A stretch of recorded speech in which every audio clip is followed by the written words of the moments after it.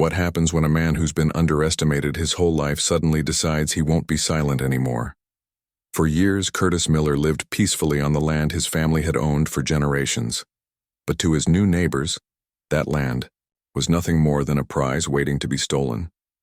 It began with whispers, then false complaints, then threats disguised as rules, until one day they decided to push him out entirely. What they didn't know was that Curtis carried with him a legacy far older and stronger than any petty prejudice, a hidden law, a buried truth, and a history written in blood and resilience, ready to rise when tested. Curtis Miller had always believed his family's land was more than just soil and timber. To him, it was living history, 300 acres, passed down through 4 generations of hard work and sacrifice. His great-grandfather had once tilled these fields with his bare hands, turning barren ground into fertile earth. His grandfather had fought off swindlers who tried to trick black families out of their property after the war. And his father had defended it against banks and politicians who saw opportunity where they should have seen legacy. For Curtis, every tree, every fence post, every worn path was a reminder of resilience. Owning land had once been an impossible dream for his ancestors, stripped away by laws and intimidation. Yet here he was, walking the same ground they had walked, a living testament to survival in a world that too often tried to erase stories like his. But not everyone shared that reverence. The neighborhood surrounding his ranch had slowly transformed. New houses, glossy developments, and homeowners associations popped up on the edges of his property, creeping closer year after year. With them came whispers, resentment, and thinly veiled questions. Why does he need so much land?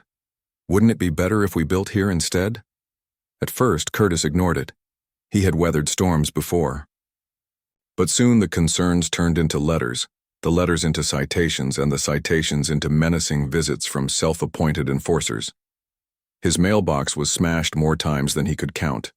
Fences mysteriously collapsed.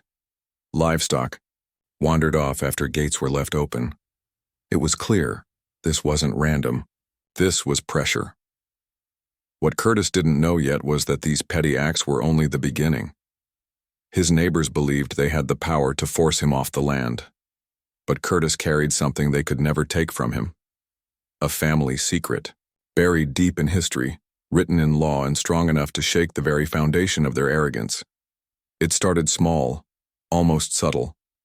Things that could be brushed off as coincidence if Curtis wanted to give his neighbors the benefit of the doubt. A car swerving a little too close to his mailbox. A citation from the HOA accusing him of violating community standards when he didn't even live under their jurisdiction. A late-night knock on the door that vanished before he reached it. But those small annoyances grew into patterns. And patterns, Curtis knew, were never accidental. One morning he found tire marks gouged deep into his yard, his mailbox once again flattened into the mud. By the end of that month, it had happened 3 more times, each incident bolder, more brazen than the last. Neighbors watched from their porches but said nothing. The message was clear. Curtis wasn't wanted here. His land was an obstacle, a reminder of history they'd rather erase. He tried reason first. He went to the HOA office armed with photographs, reports, and quiet determination. But the reception he received was chilling. Smirks, shrugs, thinly veiled comments about how perhaps a man like him didn't need so much space anyway. Each word dripped with entitlement. Each silence spoke louder than the insults. Curtis felt the weight of generations pressing on his shoulders. His family had fought tooth and nail to keep this land safe, to pass it down despite everything stacked against them. And now here he was, living the same story all over again. Neighbors who wanted what wasn't theirs. Institutions that turned a blind eye, and a community that tolerated cruelty as long as it was cloaked in politeness. The pressure mounted. His livestock mysteriously got out one night, wandering dangerously close to the road. His fences were cut, the wires snipped so clean it was obvious someone had done it with intention. When he tried calling local authorities, they dismissed it as neighborly disputes, the kind of trivial conflict they wouldn't bother wasting resources on. But Curtis knew better. This wasn't trivial. This was targeted. This was harassment dressed up as bureaucracy, malice hiding behind a smile.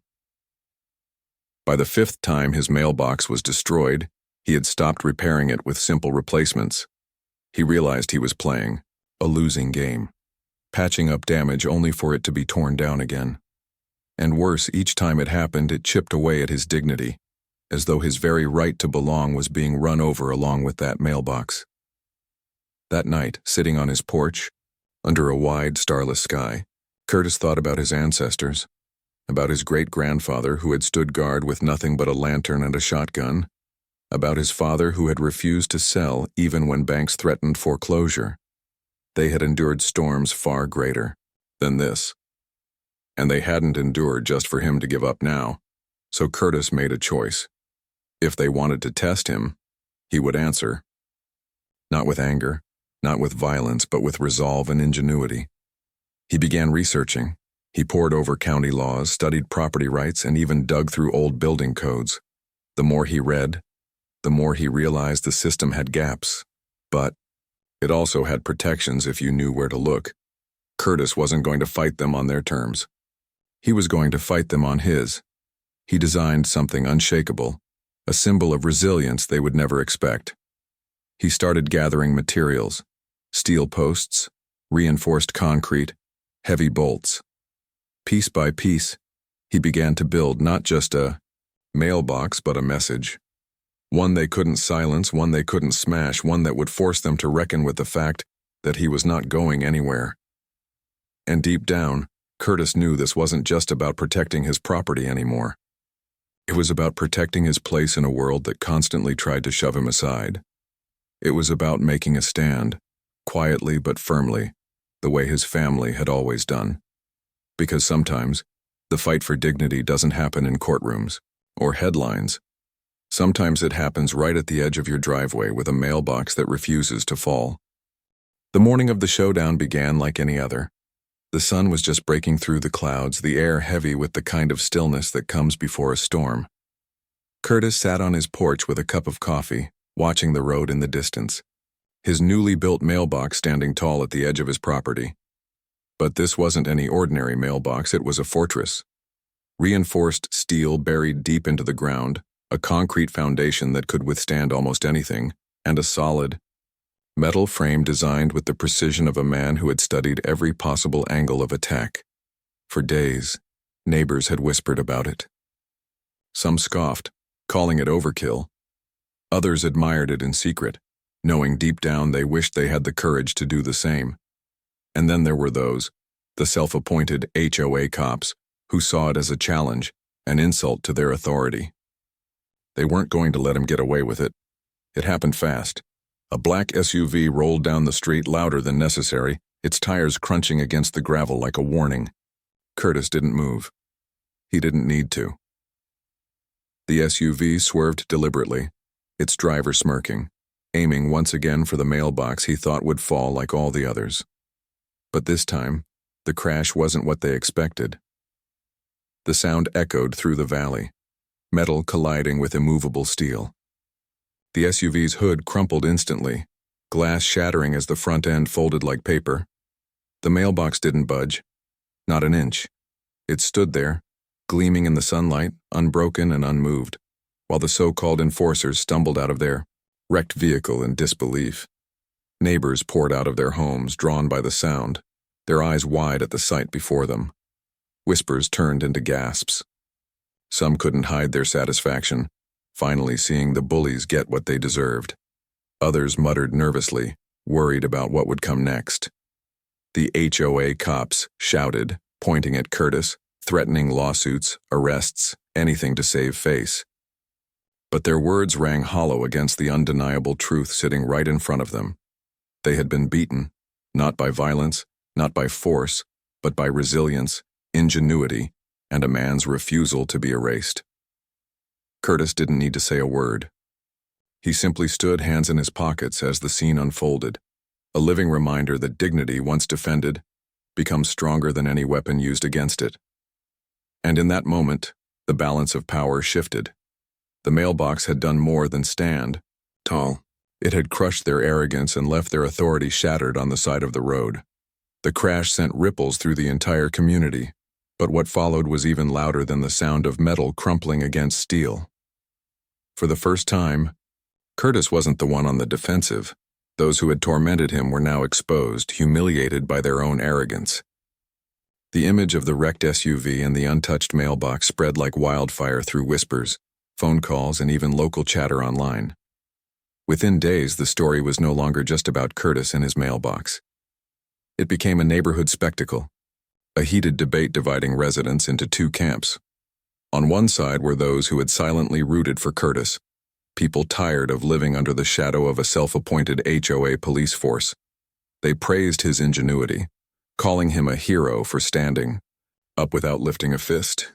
On the other side were those who clung to the narrative of rules and order, people more offended by Curtis's defiance than by the destruction and harassment he had endured. But the more his critics tried to frame him as a troublemaker, the more their words rang hollow. Because the evidence was undeniable. Curtis hadn't broken the law, he hadn't retaliated with violence, he hadn't stooped to their level. He had simply built something strong enough to withstand their abuse. And in doing so, he exposed their pettiness, their obsession with control, and their underlying prejudice. The so-called HOA cops tried to recover their dignity through legal threats. They filed complaints, insisting that Curtis's mailbox was a hazard, that it violated aesthetic standards, that it was dangerous. But the county inspector who came out shook his head with a quiet smile. Everything was legal. Everything was within Curtis's rights. The mailbox stayed, and while the SUV remained in the shop, the story lingered on doorsteps and at dinner tables. Parents whispered to children about what had happened. Older residents chuckled under their breath, relieved to see the bullies finally learn a lesson. Even those who had remained neutral couldn't help but feel a shift in the air. For the first time, the community realized that Curtis wasn't a man to be pushed around. He was a man rooted to his land, grounded in the same way that steel. Mailbox was grounded in concrete, but beneath the satisfaction, Curtis carried a quiet heaviness. Because to him, this wasn't just about a mailbox. It was about a truth he had lived his whole life. That sometimes dignity isn't granted. It has to be claimed. That sometimes resilience isn't a choice. It's a necessity. And that sometimes silence isn't weakness. It's strength in its most unshakable form. As he stood by the mailbox one evening, the sun setting behind the hills, Curtis thought about the generations before him. He thought about how many battles like this had been fought quietly, without recognition, without justice. And he realized this victory, small as it seemed, was part of something much larger. Because when one man refuses to bend, it gives others permission to stand. And so the question remains, for those who watched, for those who judged, and for those who stayed silent, when dignity is on the line, will you stand tall like that mailbox or crumble under the weight of injustice?